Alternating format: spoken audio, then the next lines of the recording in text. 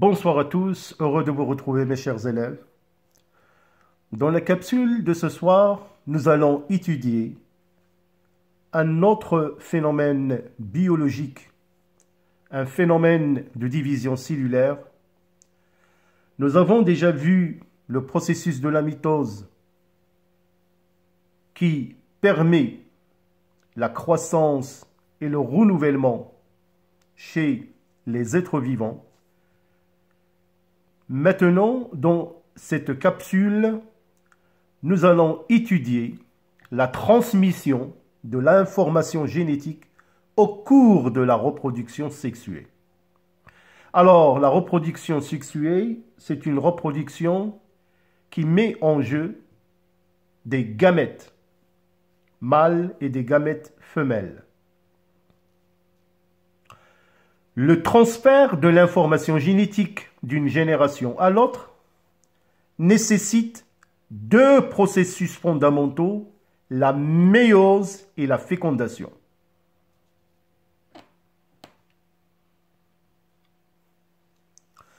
La méiose, la reproduction sexuée, se réalise à l'aide des gamètes. La formation des gamètes chez les êtres vivants diploïdes, c'est-à-dire qui contiennent deux N chromosomes, se fait dans les testicules chez les mâles, dans les ovaires chez les femelles et dans la fleur chez les plantes à fleurs, à partir d'une cellule mère diploïde.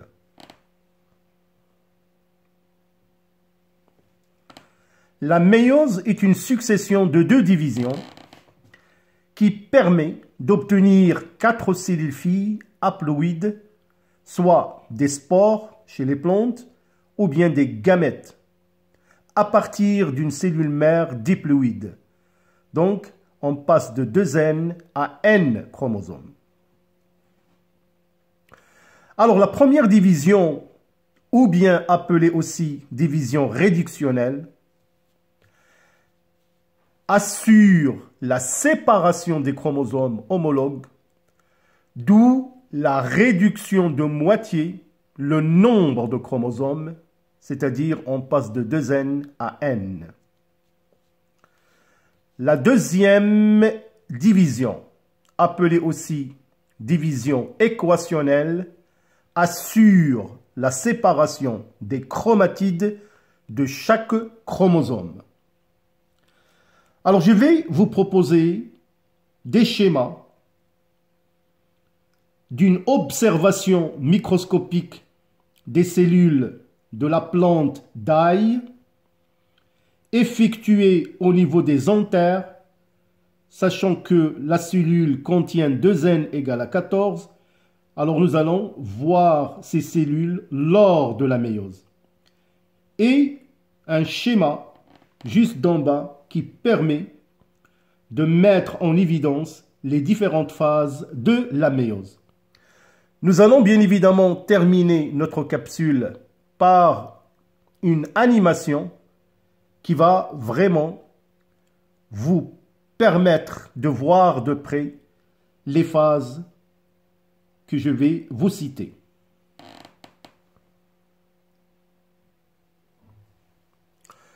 Alors voilà, donc ce schéma du document 4 vous donne une observation microscopique des cellules de la plante d'ail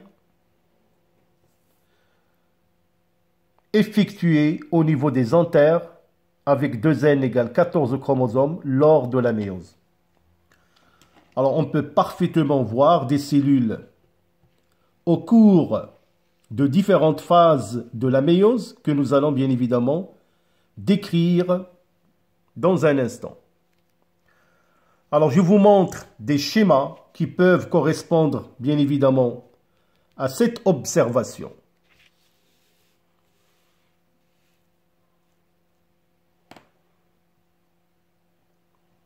Alors, comme je vous ai dit que la méiose est composée de deux divisions. La première division, appelée division réductionnelle, La deuxième division, division équationnelle. Alors pour la première division réductionnelle, on peut parfaitement voir la prophase 1,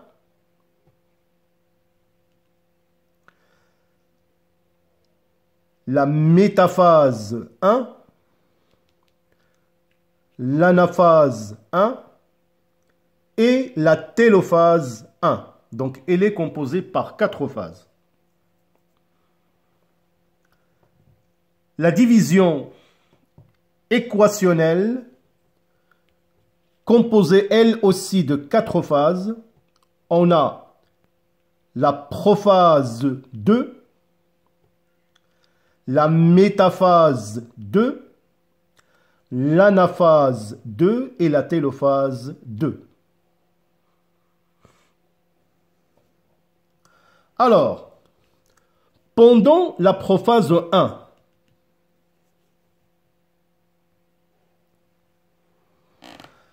pendant la prophase 1, les chromosomes doubles s'individualisent et se condensent. Les chromosomes homologues s'apparient sur toute leur longueur, s'enchevêtrent en formant des bivalents ou bien appelés des tétrades. Ceux-ci sont fixés au niveau, ce qu'on appelle les chiasmas. C'est au cours de cette prophase de première division, de méiose, que se réalisent les brassages intrachromosomiques au crossing over, que nous verrons bien évidemment par la suite. Donc, au cours de la prophase, il faut noter bien évidemment l'appariement de chromosomes homologues formant les tétrades.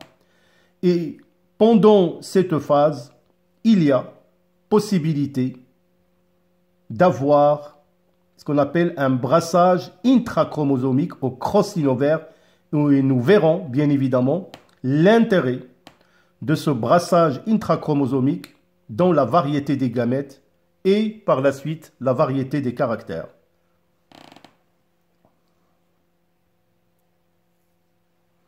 La métaphase 1.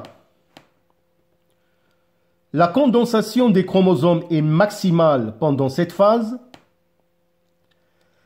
Les bivalents se disposent de façon aléatoire au niveau de la plaque équatoriale de la cellule. Les 2 chromosomes de chaque paire se font face car le centromère sont disposés de part et d'autre de cette plaque.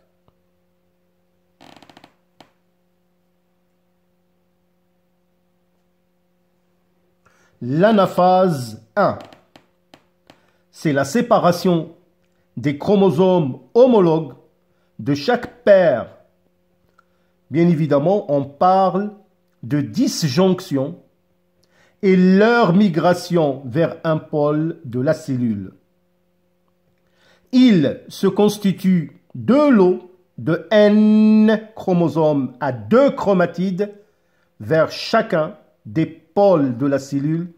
Il n'y a pas de division des centromères. C'est très important.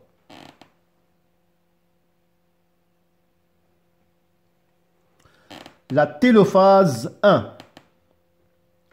Elle correspond à la séparation de la cellule initiale en 2 cellules filles, renfermant chacune N chromosomes à 2 chromatides. Alors, comme vous pouvez le voir, puisqu'il s'agit d'une cellule végétale, donc apparition d'une paroi cellulosique qui va cloisonner les 2 parties de la cellule en télophase 1.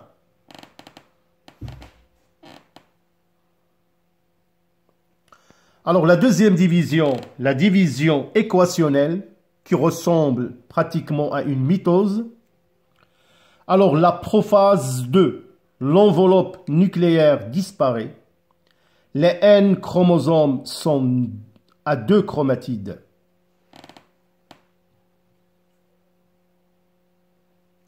La métaphase 2. les chromosomes se placent dans le plan équatorial de la cellule. Les deux chromatides d'un même chromosome sont situés de part et d'autre du plan équatorial. Anaphase 2. Les chromatides de chaque chromosome se séparent au niveau du centromère et chaque chromatide migre vers un pôle de la cellule.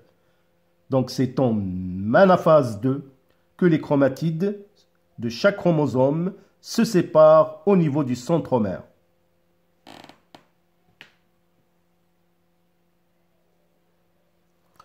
La télophase 2, alors là on obtient 4 cellules filles qui s'individualisent.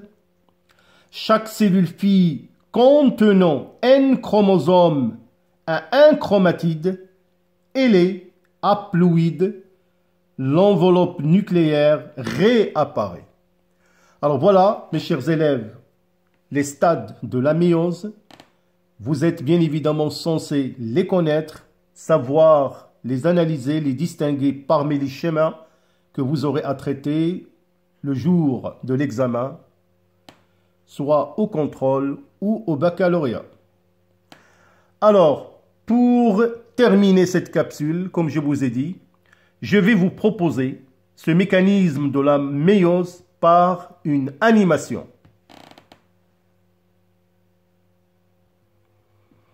Alors donc, comme je vous ai dit, là, je vous montre une cellule en interphase avant qu'il passe en méiose. Alors, comme vous pouvez le voir, début de la prophase, individualisation des chromosomes, apparition des astères et du fuseau achromatique. Donc là, c'est chez une cellule animale. Apparition des tétrades, appariement des chromosomes homologues, formant ce qu'on appelle les tétrades. Donc, l'anaphase, séparation des chromosomes, donc il n'y a pas de séparation au niveau du centromère, donc c'est le nombre qui est réduit. Donc voilà la première télophase, étranglement équatorial, commence automatiquement la prophase 2, comme vous pouvez le voir. La métaphase 2, disposition des chromosomes au niveau de la plaque équatoriale. Séparation des chromosomes au niveau du centromère, l'ascension polaire, c'est l'anaphase 2. Et bien évidemment, la télophase, l'étranglement et la formation de 4 cellules haploïdes.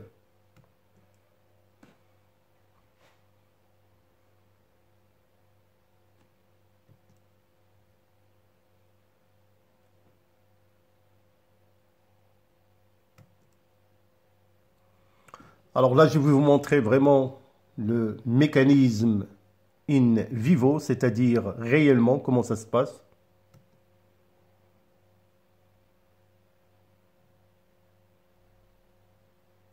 Alors vous pouvez parfaitement voir la prophase, les chromosomes qui s'individualisent, qui vont s'apparier, c'est-à-dire les chromosomes homologues s'apparient 2 à 2, formant les tétrades.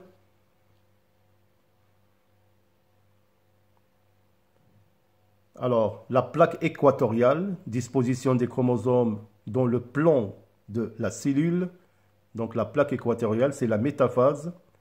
Réduction du nombre de chromosomes, c'est l'anaphase. Toujours 1. C'est l'ascension polaire. La télophase 1.